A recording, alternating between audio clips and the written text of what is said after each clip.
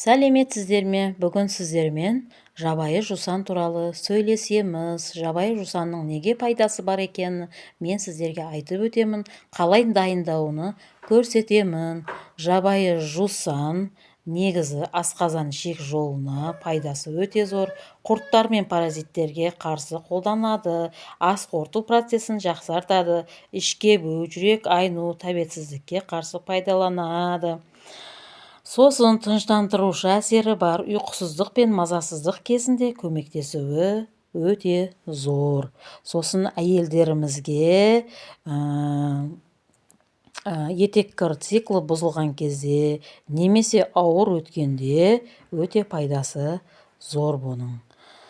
Денедегі зиянды токсиндерді шығаруға көмектеседі. Енді қараңыздар, мен бұны жаңағы көргендеріңіздей жабайы жусаннан мен 5-6 жұлып алдым.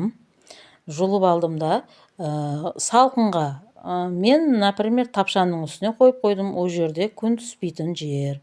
Күн түспейтін жерге кептіру керек осындай шөп дәрумендерді.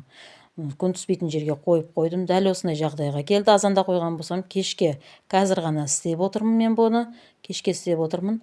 Бұны 3 тамырыны салдым. Сосын мұны көк шөптерінен салдым 5-6-ны. Мен 2 литрлік банкаға дайындап жатырмын.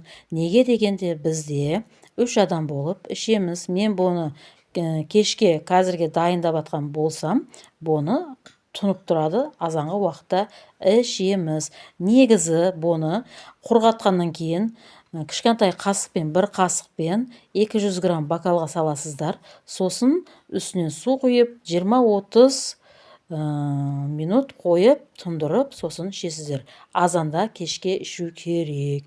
Өте пайдасы мол, зор. Жусан шөбіні пайдаланып көріңіздер. Маған подписация етіп қойыңыздар.